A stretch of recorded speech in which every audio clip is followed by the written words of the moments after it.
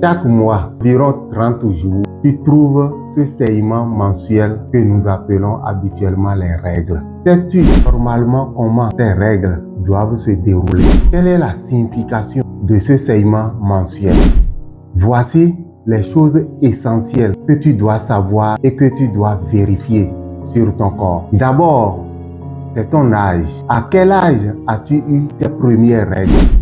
Cet âge est tellement essentiel parce que la première fois que les règles sont sorties dans ta vie, ces règles indiquent qu'à partir de cet âge, tu peux tomber enceinte et devenir mère.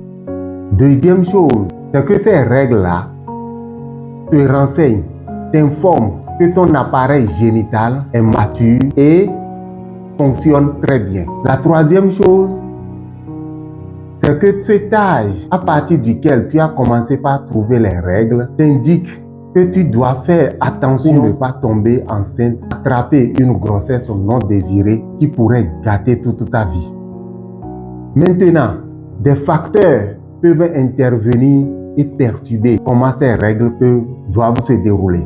Quels sont les facteurs auxquels tu dois faire attention et qui vont te permettre de voir si ces règles se déroulent normalement? Le premier facteur sont les facteurs qu'on appelle facteurs physiologiques. À la puberté, donc au début des règles, avec ton âge, il aura des perturbations, des irrégularités qui sont propres, n'est-ce pas, à ton corps. Le deuxième facteur, ce sont les facteurs médicaux. Il y a des maladies qui peuvent venir, telles que les maladies de la glande thyroïde qui reste au niveau du cou. Chez certaines femmes, elle devient grosse et on appelle ça boîte. Donc quand cet organe, cette thyroïde ne fonctionne pas bien, tes règles peuvent être perturbées. Deuxième maladie qui peuvent intervenir, c'est ce qu'on appelle le syndrome des ovaires polykystiques. Je vais y revenir, mais c'est quelque chose qui survient à cause des troubles hormonaux, un déséquilibre des hormones. Le troisième facteur sur lequel tu vas faire attention, c'est ce qu'on appelle les facteurs environnementaux et comportementaux aussi.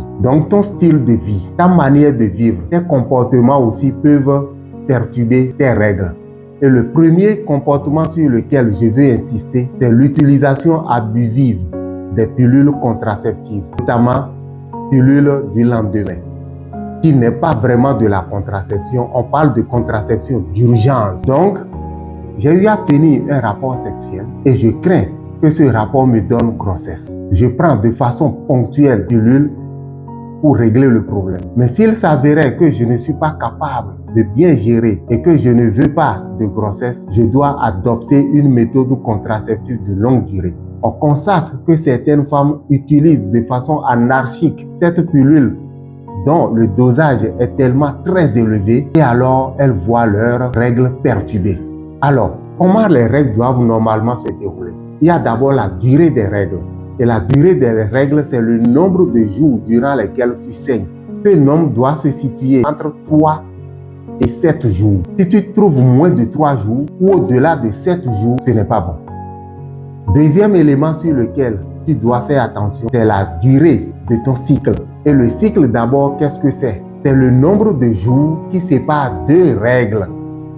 Et le premier jour des règles constitue le début de ton cycle. Et le dernier jour de ton cycle est la veille de tes règles prochaines. Et cette durée de nombre de jours là de ton cycle doit se situer entre 24 jours et 36 jours. Ça ne doit pas dépasser ça. Donc, je donne un exemple de cycle de 25 jours. Je trouve mes règles aujourd'hui 5 juin. Aujourd'hui 5 juin constitue donc mon premier jour du cycle.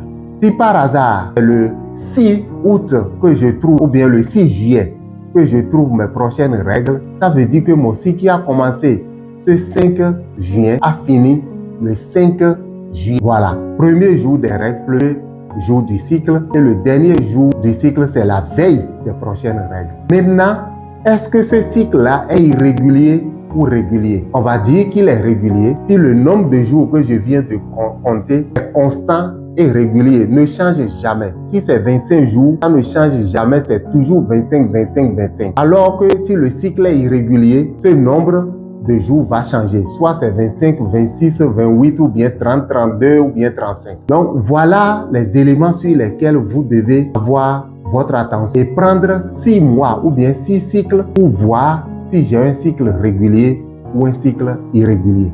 Tu veux en savoir plus sur les règles, je t'en parle dans les prochaines vidéos.